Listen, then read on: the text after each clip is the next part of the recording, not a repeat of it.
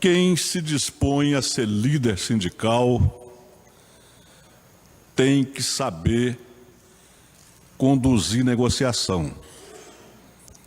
Não dá para a liderança sindical abrir diálogo e depois ficar ao mesmo tempo fazendo movimento de perturbação como se não tivesse sido aberto e se tivesse conversado o diálogo. Eu ouvi aqui hoje alguns manifestantes que eu vou dizer francamente que eu não os recebo mais. Porque nas vezes em que fui procurado, recebi, conversamos sobre o andamento das conversações, não recebi o retorno que foi solicitado que eles teriam que fazer, e chegaram aqui hoje vociferando falta de diálogo, necessidade de conversar, como se tivesse pilhado por algum interesse diferente de defender a categoria. É preciso que a gente entenda que nada vai se conseguir em cima de pirotecnia. Nós precisamos dialogar para tentar, primeiro, conseguir saber se vai ter encaminhamento ou se não vai ter, para depois fazer o que eles fizeram aqui hoje na tribuna. Não se pode negar, quando se busca o diálogo, a sinceridade de dizer que já está conversando. E hoje, pelo que nós ouvimos aqui da liderança, parece que não houve conversa nenhuma. Então, como eles não me respeitaram através do que nós sentamos e conversamos, eu me considero sem mais o compromisso de recebê-los, porque eles querem apenas não dialogar, mas querem apenas passar etapas no sentido de manter acesa uma chama que ela é mais parecida com a discórdia do que com a negociação.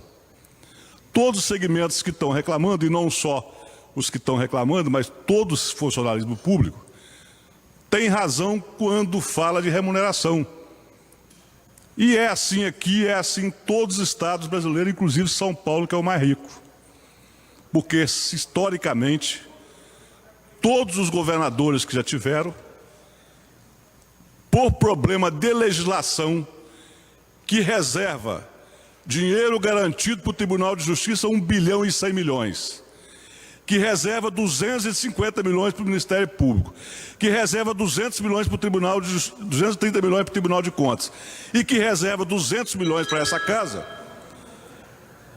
totalizando mais de 1 bilhão e 700 milhões, que o Executivo tem que arrecadar para pagar esses poderes privilegiados em detrimento dos funcionários do Executivo, que acabam prestando o melhor e o serviço necessário para a população e que não têm justa remuneração em face dessa legislação federal, que não só estabelece que o Executivo tem que arrecadar para manter os poderes, os outros poderes, como arrecada nos estados e leva tudo para Brasília, largando os municípios e o Estado na penúria com relação à receita.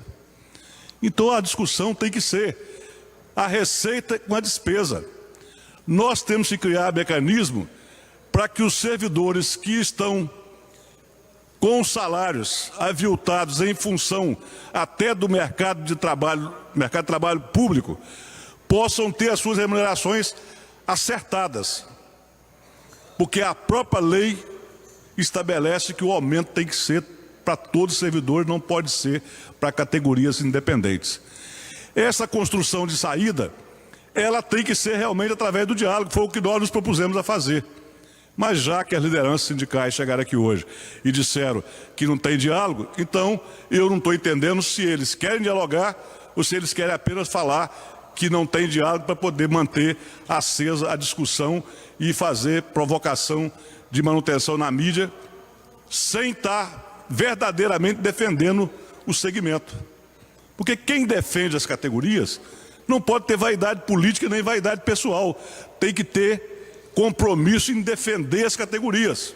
E para isso é preciso sentar, discutir, ver receita, ver despesa e ver meios de que possa viabilizar a condição de realmente algumas categorias que eu, pegando a tabela e quando conversei com o pessoal da área dos peritos, observei que existe realmente uma diferença muito grande.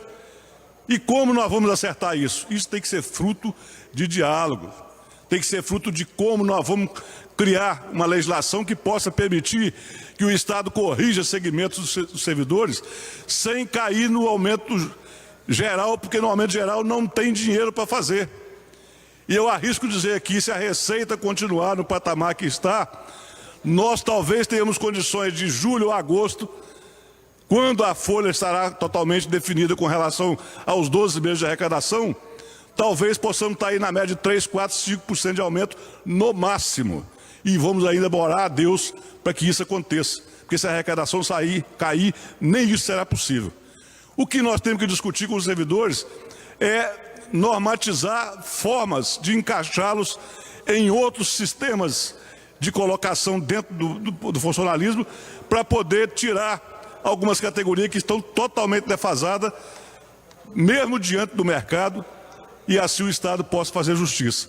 Porque existem serviços que são não mais úteis do que o outro, mas existem serviços que precisam ser melhor remunerados do que outros, porque eles cresceram de demanda, cresceram de atividade e cresceram inclusive de pesquisas, que hoje o serviço na área, por exemplo, de perito, não estou citando os peritos porque é uma área em que eu já sentei e conversei, ela está defasada no sentido inclusive de infraestrutura, de equipamento e de capacitação, que é preciso que o Estado banque essa capacitação para viabilizar o melhor desempenho. Hoje a perícia capixaba existe pelo esforço e pelo mérito dos seus servidores e não pela condição salarial nem a condição de infraestrutura.